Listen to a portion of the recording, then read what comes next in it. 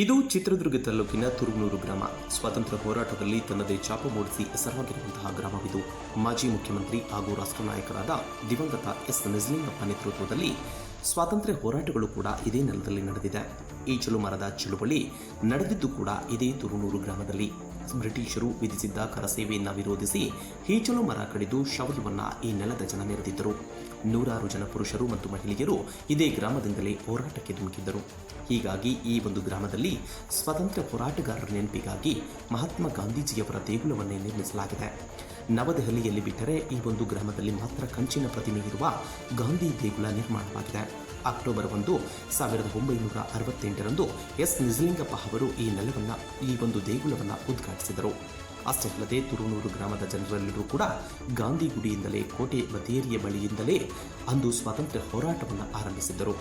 ಅಷ್ಟೇ ಅಲ್ಲದೆ ಗಾಂಧೀಜಿಯವರ ಉಪ್ಪಿನ ಸತ್ಯಾಗ್ರಹಕ್ಕೆ ಪ್ರೇರಣೆಯಾಗಿ ಇಲ್ಲಿನ ಮಹಿಳೆಯರು ಮತ್ತು ಪುರುಷರು ಹೋರಾಟಕ್ಕೆ ಧುಮುಕಿದ್ದರು.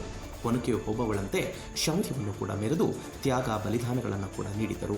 ಹೀಗಾಗಿಯೇ ಸ್ವಾತಂತ್ರ್ಯ ಲಭಿಸಿದ ಬಳಿಕ ಗ್ರಾಮದ ಜನರೆಲ್ಲರೂ ಸೇರಿ ಸ್ವಾತಂತ್ರ್ಯ ಹೋರಾಟಗಾರರ ಸವಿನೆನಪಿಗಾಗಿ ಈ ಒಂದು ಗ್ರಾಮದ ಬಳಿ ಇರುವಂತಹ ಕೋಟೆಯಲ್ಲಿ ಗಾಂಧೀಜಿಯವರ ಮೂರ್ತಿಯನ್ನು ಸ್ಥಾಪಿಸಿ ದೇಗುಲವನ್ನು ನಿರ್ಮಿಸಿದ್ದಾರೆ.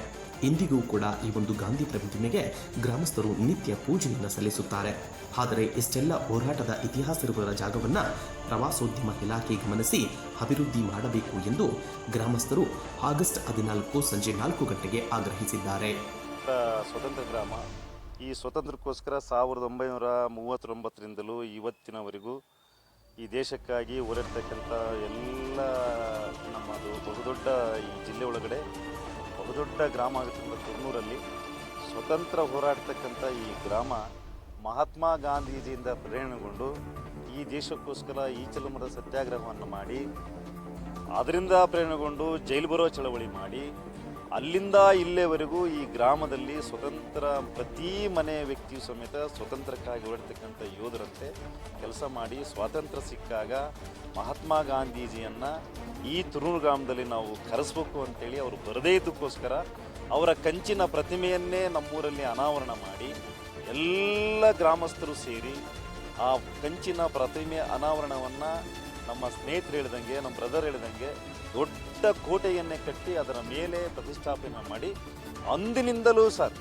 ಈ ಗಾಂಧೀಜಿ ಪ್ರತಿಮೆಯ ಮುಂದೆ ಪ್ರತಿ ಸ್ವತಂತ್ರ ದಿನಾಚರಣೆಯನ್ನು ಭಾಳ ಅದ್ಧೂರಿಯಾಗಿ ಮಕ್ಕಳ ಹಬ್ಬ ಊರು ಹಬ್ಬವಾಗಿ ನಾವು ಕಾರ್ಯಕ್ರಮವನ್ನು ನಾವು ಮಾಡ್ತಾ ಬಂದಿದ್ದೀವಿ.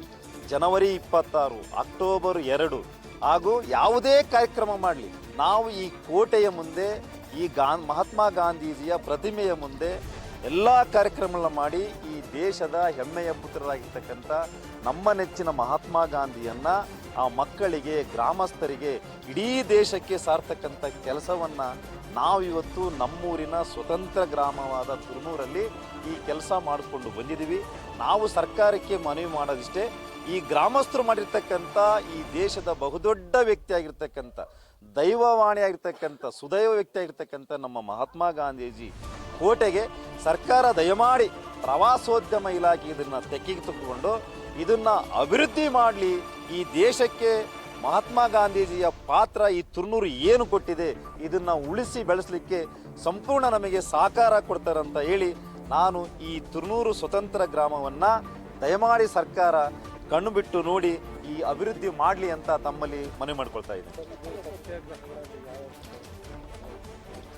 ಗ್ರಾಮಸ್ಥರು ಈಚಲು ಮರದ ಸತ್ಯಾಗ್ರಹ, ಮತ್ತು ಈಸೂರು ಸತ್ಯಾಗ್ರಹ, ಮತ್ತು ಜೈಲು ಬರೋ ಚಳವಳಿ, ಮತ್ತು ಉಪ್ಪಿನ ಸತ್ಯಾಗ್ರಹ, ಎಲ್ಲ ಸತ್ಯಾಗ್ರಹಗಳಿಗೂ ನಮ್ಮ ಗ್ರಾಮ ಎಲ್ಲ ರೀತಿಯಿಂದ ಭಾಗವಹಿಸಿ ಎಲ್ಲ ತನು ಮನ ಧನವನ್ನು ಪ್ರಾಣವನ್ನೇ ಅರ್ಪಿಸಲಿ. ಪ್ರತಿಯೊಬ್ಬರು ಹೆಸರೇಳಿಕೆ ಸಾಕಷ್ಟು ಜನ ಇದ್ದಾರೆ, ಅವರೆಲ್ಲರೂ ಇವತ್ತು ನಮ್ಮನ್ನು ಅಗಲಿ ಹೋಗಿದ್ದಾರೆ. ಅವರೆಲ್ಲರಿಗೂ ಅವತ್ತು ಹೋರಾಡ್ತಕ್ಕಂಥ ಎಲ್ಲರಿಗೂ ನಾವು ಕೈ ಮುಗಿದು ಬೇಡ್ಕೊಳ್ತಾ ಅವರು ಚಿರಸ್ಥಾಯಿಯಾಗಿ ಅವ್ರ ಸಂಸಾರ ಮತ್ತು ಅವ್ರ ಮನೆತಂದರು ಇವತ್ತು ಅವ್ರ ಮಕ್ಕಳು ಮೊಮ್ಮಕ್ಕಳು ಇದ್ದಾರೆ ಇಲ್ಲಿ. ಅವರು ನಾಳೆ ಆಗಸ್ಟ್ 15ಕ್ಕೆ ಬಂದು ಇಲ್ಲೆಲ್ಲ ಪೂಜೆ ಮಾಡ್ಕೊಂಡು ಹೋಗ್ತಿದ್ದಾರೆ. ಹಂಗಾಗಿ ಎಲ್ಲ ರೀತಿಯ ಸತ್ಯಾಗ್ರಹವನ್ನು ನಮ್ಮ ಗ್ರಾಮಸ್ಥರು ಮಾಡಿ ಇವತ್ತು ಬಹುದೊಡ್ಡ ಒಂದು ಬೆತೇರಿ ಮೇಲೆ ಮಹಾತ್ಮ ಗಾಂಧಿನ ಪ್ರತಿಮೆ ಮಾಡಿ ನಮಗೆ ಬಿಟ್ಟೋಗಿದ್ದಾರೆ. ನಾವು ಅದನ್ನು ಭಾಳ ಗೌರವದಿಂದ ಕಾಪಾಡ್ಕೊಂಡು ಹೋಗ್ತಾ ಇದ್ದೀವಿ.